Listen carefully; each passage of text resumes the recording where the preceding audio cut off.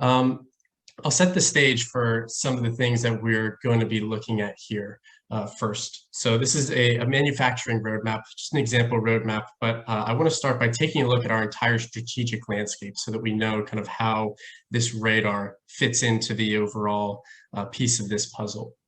So here I'm looking at kind of the 8 strategic goals that this organization has outlined for us to be working towards. Now what I can start to do is include other elements of this roadmap that I want to visualize and see how that impacts this strategy and these goals that we've outlined. So things like the manufacturing process elements that we could be looking to automate or innovate around or improve, we can include those. The specific technologies that we're working on to support some of those automation. The partners that we could be leveraging in different industries, to help us develop these technologies or innovate or understand these processes a little bit better. And then the risks that we identified here as well.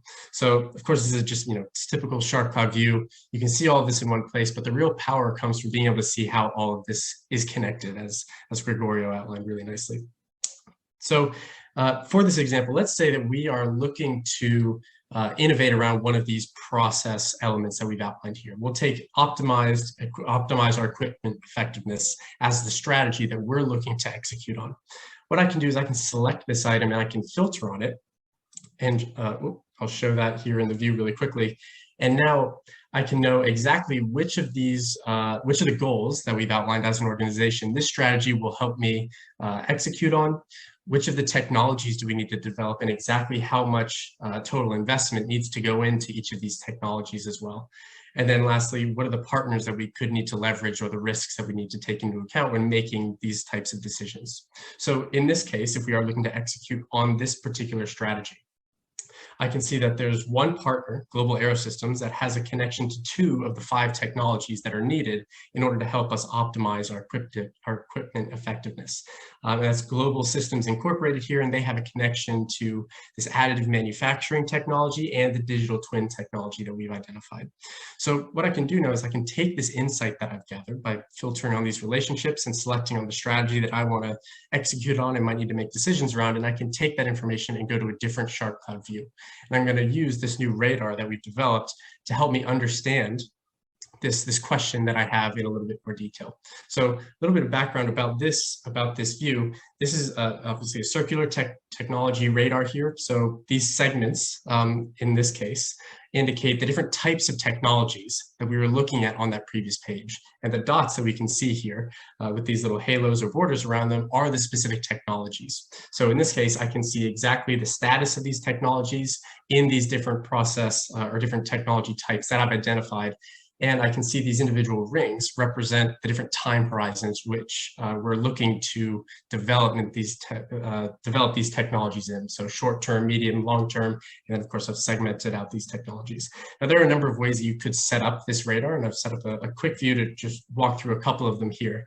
You can control the text sizing and whether or not that's shown. You can obviously control what's shown in these different segments if you want to have the status like we were talking about, or the technology types, or really whatever data point or attribute you have in your SharpCloud store. You can incorporate that into the radar in different ways.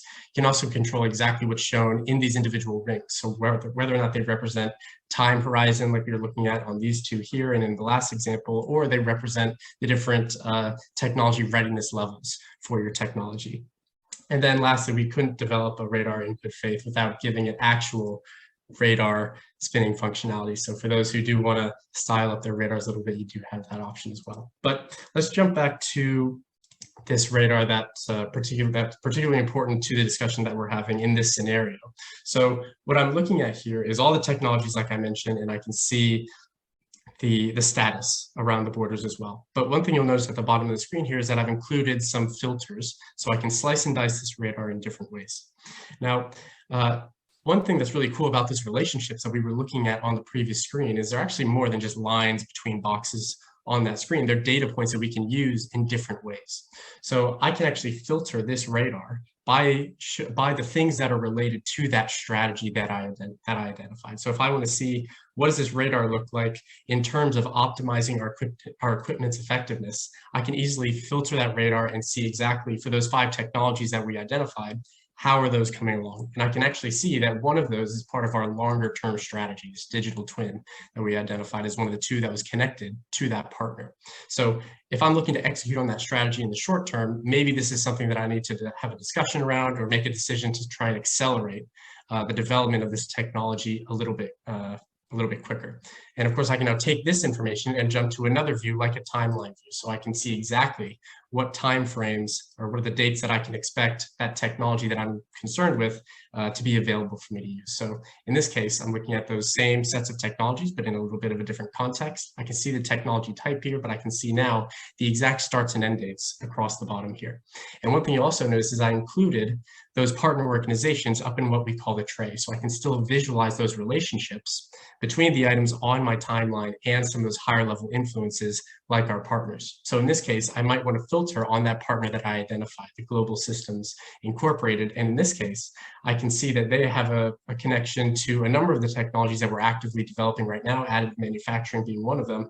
But I can see that this digital twin is pushed out a couple of years. So again, I'll need to make a decision. Maybe I want to accelerate this a little bit and push out another technology that might not be as important to this plan that we identified that we're trying to execute on, so that we can utilize this partner's time in the most effective way while still being able to achieve what we're hoping to. So this is just one example of how this technology radar view can fit into a lot of the stories that are being used in the space and that our customers are using.